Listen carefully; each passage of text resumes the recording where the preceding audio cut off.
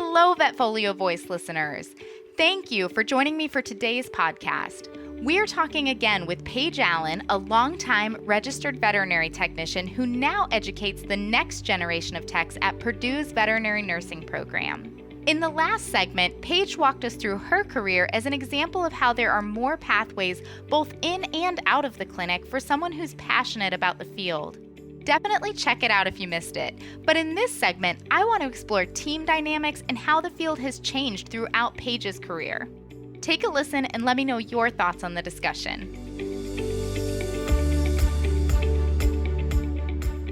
So, can we talk a little bit about the evolution of credentialing programs over the years and the impact that that's had on veterinary technology?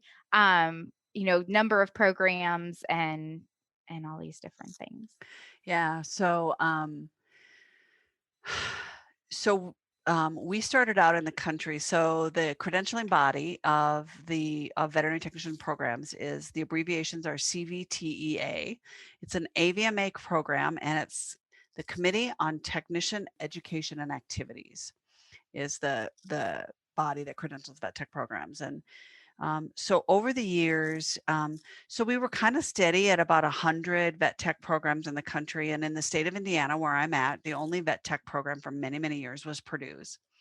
And then in about 2008, U.S. News and World Report came out with a list of the fastest growing professions, and veterinary technology was on that list.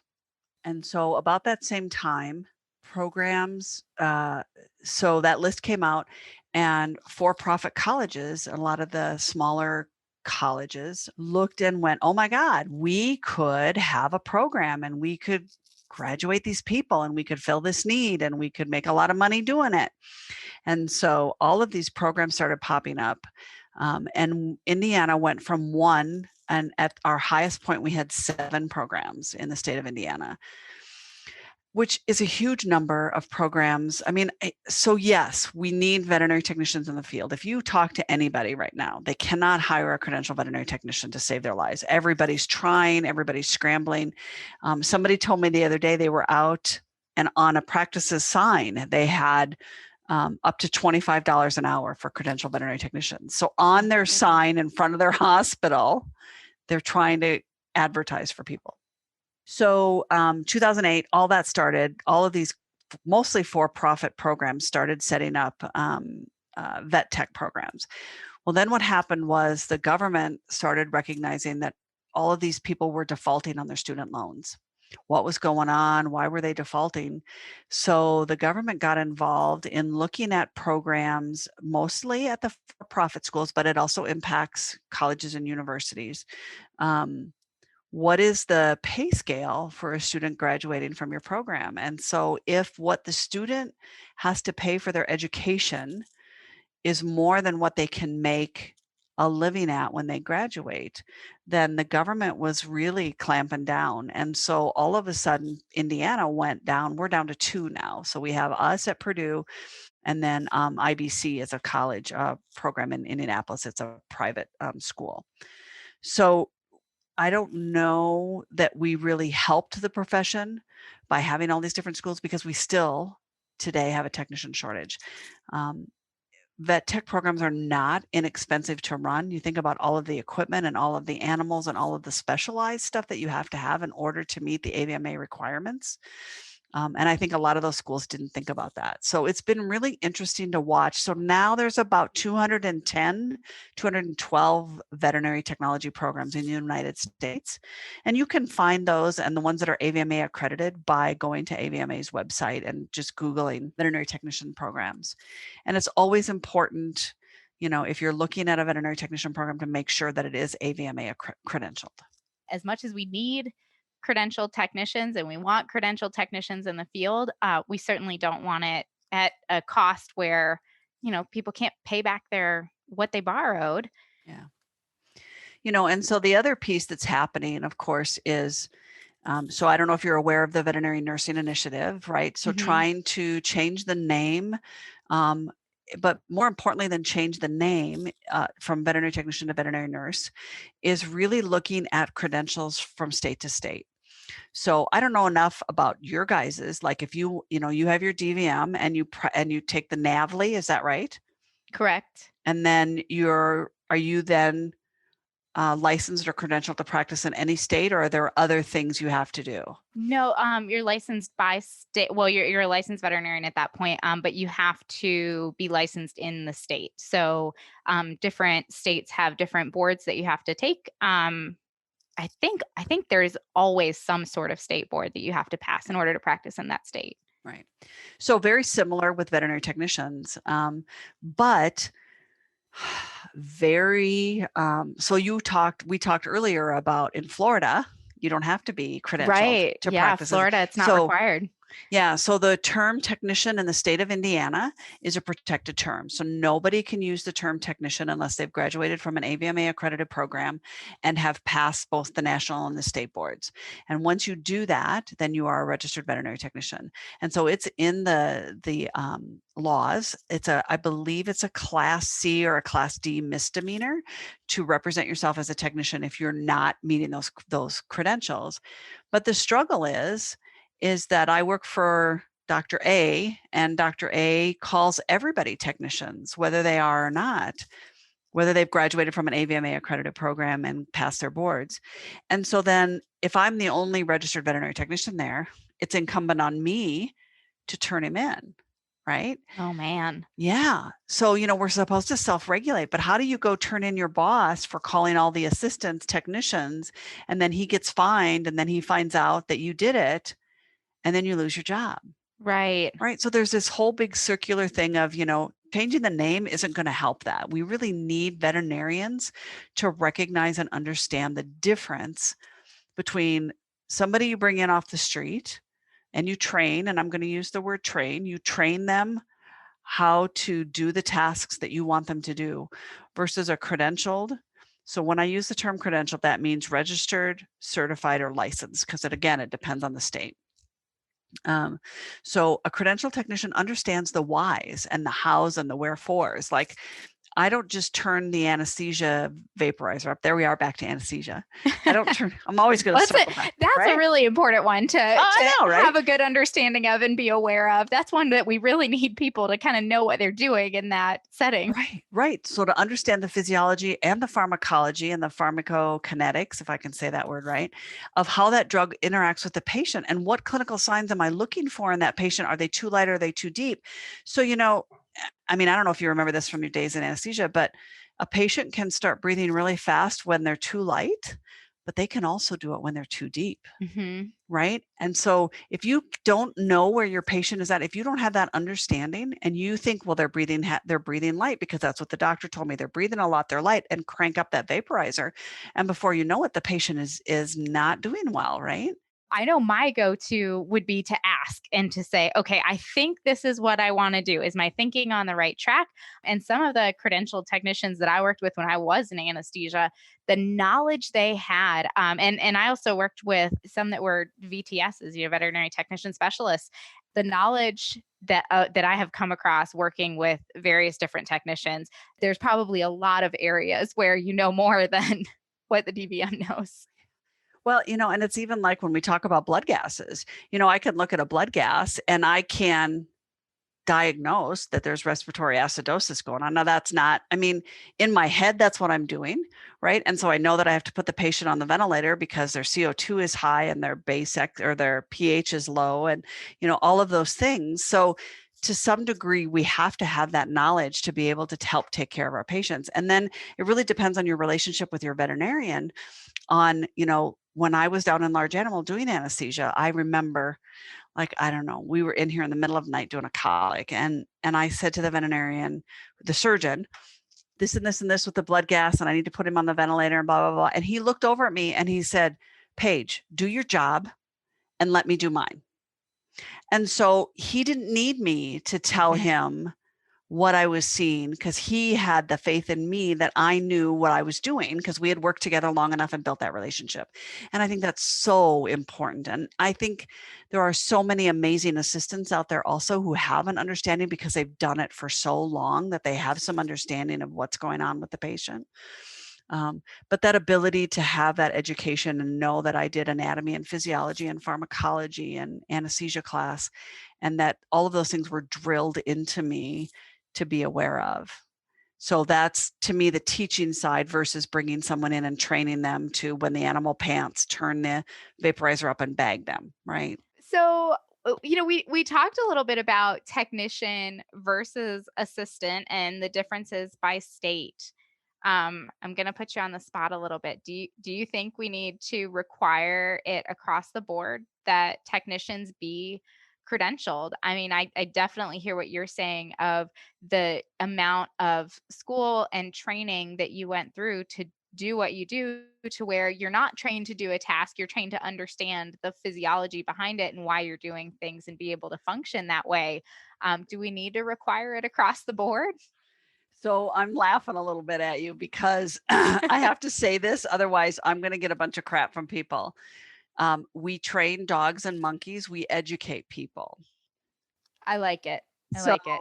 Just you like we kept don't saying utilize technicians, we we empower them. empower, right? Yes. So I know that in the DVM world and still in the tech world to some degree, we talk about training people in school. And I think we're not training, we're educating. You train someone on the job, right? You give them a task, you tell them the task to do. And so my easy answer, my hard answer is yes, absolutely. Technicians need and nurses need to be credentialed.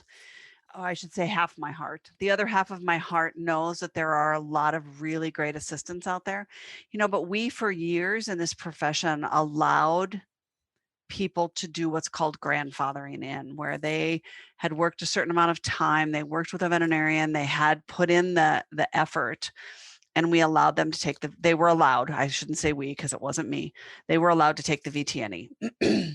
And I believe that loophole has closed in all states. And people cannot take the VTNE, which is the Veterinary Technician National Exam, unless they have graduated from an AVMA accredited program. And that's not true in all states. The struggle with that is that it only credentials them in the state of California.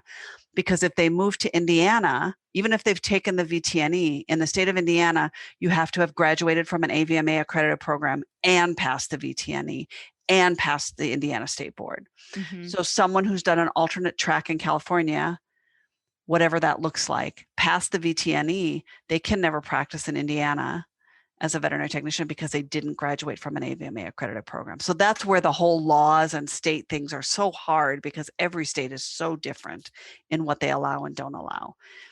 So, but having said that, I think that that window of grandfathering was open for a very long time. And I think if we're going to move ahead as a profession and something that becomes respected as a profession, we have to stop that. And I know it's painful.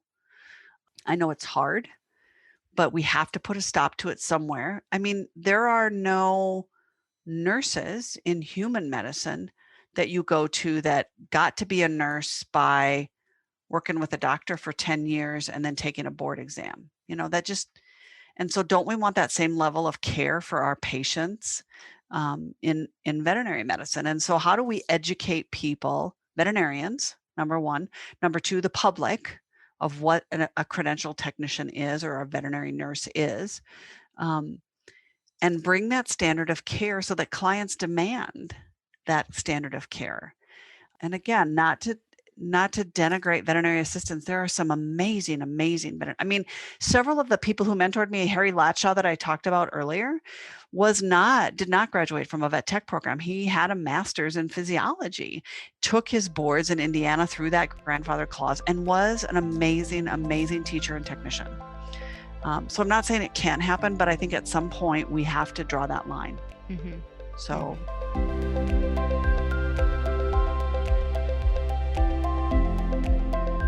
Let's talk about veterinary technician specialty, VTS, for a second.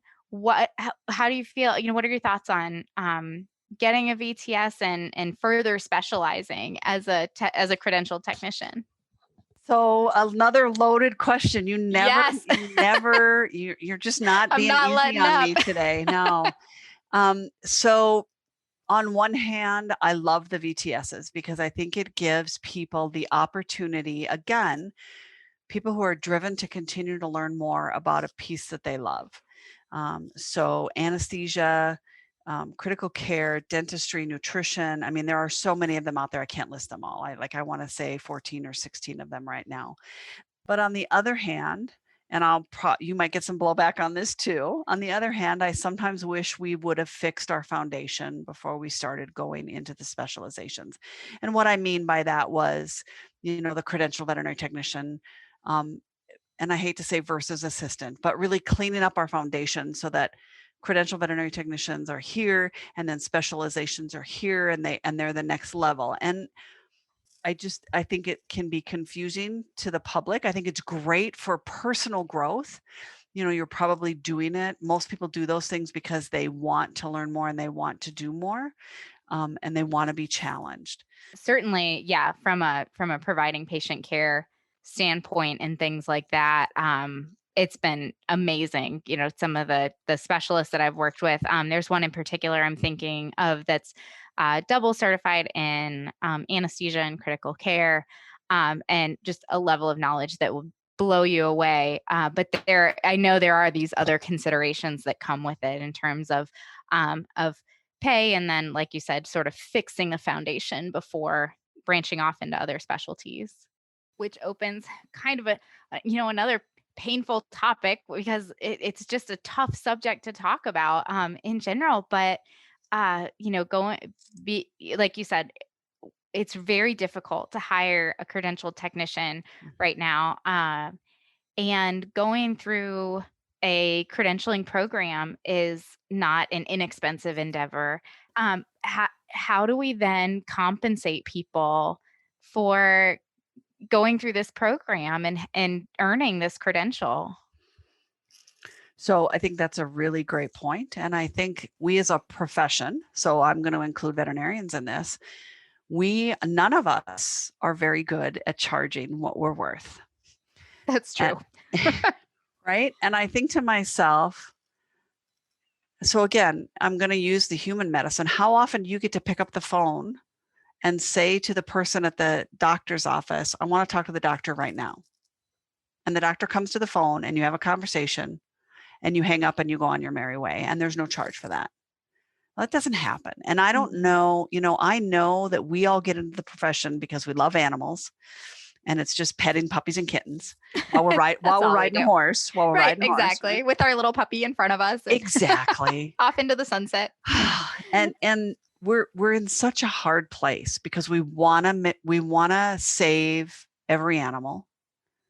We want to do what's right for that patient, regardless of the cost, financially, and also to ourselves. And, we have to learn as a profession to charge, and to charge for our time and our expertise. And I think the veterinarians who can do that can then also pay their staff what their staff is worth. And it's hard, it's hard to have that conversation with a client who saved my dog and I have no money. And if you say I can't, then you're heartless and horrible. And then that feeds into the whole mental health thing, and people who are burning out and leaving the profession because people are just horrible to each other. Can't we just be nice? Can't we have a conversation? Anyway, that's a whole nother pathway, but be kind.